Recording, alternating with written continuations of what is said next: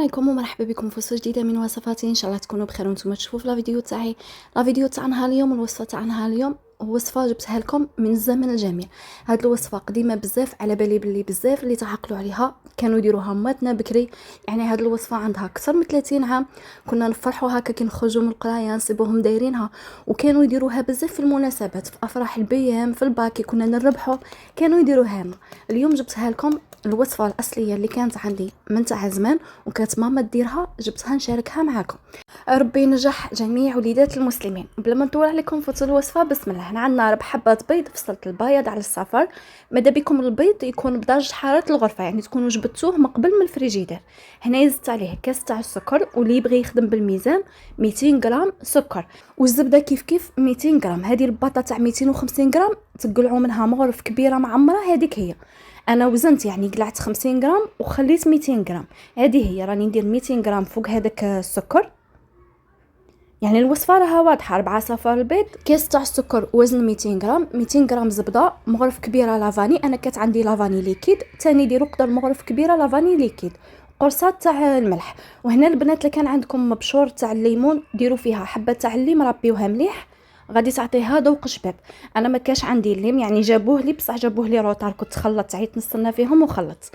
المهم لا كان عندكم الليم ودرتوا فيها الليم تجي بنينه اكثر واكثر. هنا خلطوا هذيك الزبده مليح والمكونات حتى الزبده تاعكم تولي طريه، حتى تحسوا هذاك السكر قاع داب معاكم. هذه هي المرحله باش الاساسيه كما نقولوا باش تنجح لكم الوصفه. يليق هذاك السكر تحلوه مليح مع الزبده اللي كانت بدرجه حراره الغرفه.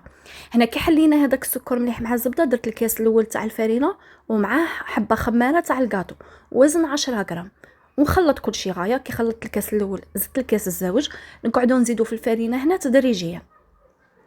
دخلت مليح الكاس الزوج وزدت الكاس الثالث ونخلطوا غايه. هنا بالنسبه للكاس الرابع هنا دالي غير نصه. شوفوا راني درت نص الكاس الرابع، يبان لي هذاك المقطع تحذف لي. المهم هاوك الكاس محطوط قدامكم، درت نصه وبقى لي نص. خلطوا كاع مليح، لموا كاع هذاك الجوانب وما تدلكوهاش كي شغل لموا غير بيديكم، ما تدلكوهاش كما المطلوع لا، ونخلوا العجينه هكا تقعد شويه طريه. هذه هي اللي بقى لي من الكاس تاع الفرينه، يعني كاع في المجموع دات لي 3 كيسان ونص. وكل فرينه كيفاش كاين اللي تشرب كاين اللي لا، قادر تدي لكم كيفي، قادر قل قادر كثر عفوا. هنايا عندي البلان تاع 30 على 40 كما هكا، عبروه على بابي كويسون، حطوا العجينه وديروا فوقها ساشيه وحلوه نيشان على حسب الطول والعرض نتاع البلا هكا باش تجيكم نيشان. تقدروا ديروا العجينه ديراكت كما كنت باغا ندير في الاول وتقعدوا تسرحوا بيديكم، بصح ما يجوش الجهات كيف كيف، تجيكم جهه طالعه جهه هابطه. ماذا بكم هكا بالوراق خير، وتكونوا قاسين بابي كويسون على العبر تاع البلا هكا تجو فيها نيشان، يعني يجيو كاع قد قد كي الوسط كي الجناب كي كل شيء يجيوك مستوى واحد كما هكا. وقلبوها. شوفوا هنايا قلبتها شويه طالعه، معليش نقلع هذاك اللي طالع ونبلع منه الجهه الاخرى ونسقد بيديا. يعني سهله مهله البلا، ما دهنته لا بزيت لا بزبده لا بفرينه، خاطر هاد الصابلي تاعنا راه فيه الزبده ما غاديش كاع يلصق. وتقبوها مليح بالفرشيطه ودخلوها طيب على كوشه اللي كنت مسخنتها قبل. ديروها في الرف الوسطاني على درجه حراره متوسطه، وراها طيب في الوقت اللي راها طيب فيه العجينه. راني نخدم بياض البيض هذا لاميرينك.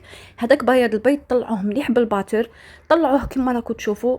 دروك ما ديروش السكر حتى تشوفوه قاع طلع وكما راكم تشوفوا ولا ابيض مليح. هنا في هذه المرحله عاد نزيدو كاس تاع السكر. السكر هنايا عندي 200 غرام سكر، راني نزيد فيه تدريجيا ونخلط في نفس الوقت، يعني الباتور كاع ما تحبسوهش، راكي تزيدي في السكر وراكي تخلطي كما هكا. خلطت غايه. وهنايا البنات باش تجيكم هذيك لاميريك تاعكم فيها هذيك التعليكه وتجي بنينه، زيدوها 2 مغارف كبار تاع سكر كلاصي كما هكا. زدت المغرف الاولى وراني نخلط، ونزيد عاود المغرف الزوجه كيف كيف ونكون نخلط، يعني ما تحبسوش كاع كما هكا. وكي تشوفوا الباتور تاعكم عيا معليش حبسوا شويه وعاود ولوا شعلوه. المهم الوقت اللي تكونوا تكبوا السكر تكونوا تخلطوا، ما تكونوش محبسين حتى نتحصلوا على هذا الميرينغ دايره كما هكا، تجي مطاطيه كما راكم تشوفوا، زعما ماشي طالقه روحها ماشي جاريه وماشي تاني قاصحه بزاف، هذا القوام اللي راكم تشوفوا فيه. وهنا بعد ما طاب الصابلي تاعنا نجيبو 3 مغارف كبار تاع الكونفيتور تاع المشماش كما هكا، ونطليوه كاع على الوجه. البنات ما توصلوش كاع للقنت زعما تاع البلا باش ما ينحرق لكمش، هذا ما كان بصح زعما وصلوا واش هي، خلو غير 1 2 ملم ولا 3 بينه وبين البلا باش الكونفيتور ما ينحرقش. هذا ما كان. وشتو البنات وين راني تاقبه بالفرشيطه كي تكون الطيب خطره نقبوا عليها. الا شفتوها هكا خاطر دي فوا يدخلها الهواء من تحت، الا شفتوها هكا طلعت ولا في الوسط تقبيها بالفرشيطه باش ما تجيش دايره لكم هذيك الكرش في الوسط. هذا ما كان. سرحت مليح هذاك الكونفيتور كاع غايه، وزعته بالتساوي كيما هكا. ونجيبو هذيك الميرينغ حطوها كاع على الوجه. ملاحظه هذا الكاطو تاعكم لازم يكون بارد، يعني باش كي تحطوا هذيك الميرينغ ما تخسرش. يعني هنايا خليته حتى برد شويه، ماشي راه سخون عاد من الكوشه وحطيت فوقها الميرينغ، لا خليته برد شويه. ومام الكوشه طفيتها وخليت لها بابها محلول باش تبرد، خاطر كي تدخلوا الميرينغ عاده تشعلوا غير الفوقاني، وهاد البلا نديروه في الرف التحتاني كاع، وتشعلوا لها غير الفوقاني. وكما قلت لكم ما تكونوش شاعلينه مسبقا حتى تجوا تدخلوها باش تشعلوا الغاز الكوشه عفوا. هذا هو السر في نجاح الميرينغ، باش تطيب على خاطرها وتنتفخ تطلع غايه. طيب على درجه حراره قليله وغير الفوقاني شاعل، والبلا يكون كاع لتحت، والكوشه ما تكونش سخونه كاع بزاف. تبعوا هذه الطرق وغادي تنجح لكم لا ميرينغ. وهنايا للديكور فقط تجيبوا هكا فرشيطه وديروا هكا كي الامواج كي الموجات هكا للتزيين فقط. تبغوا تخلوها كيما هي خلوها كيما بغيتوا زعما تقعد عندكم. الا تعقلوا البنات بكري هاد لاغوسات كاين اللي كانوا يديروا كلشي خضر في خضر، يعني العجينه خضره يطلوها بالكونفيتور ويزيدوا فوقها لا ميرينغ ويدخلوها الطيب.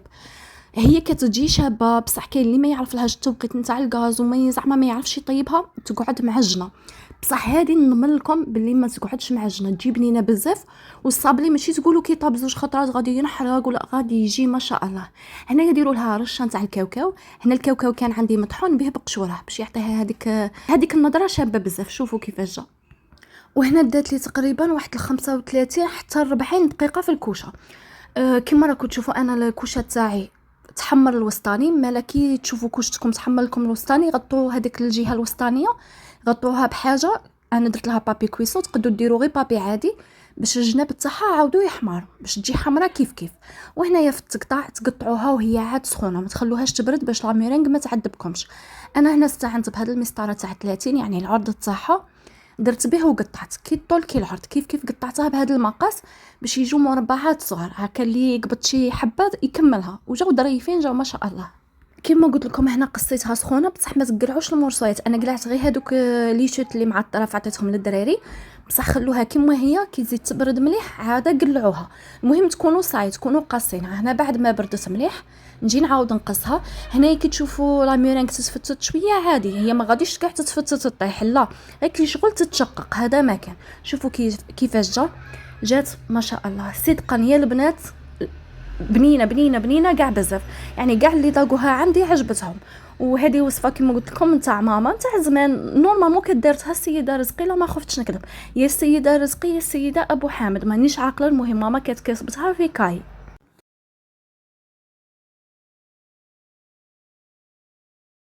هذه ديروها دفعه واحده في صني وتقطعوها وتجي شابه بزاف.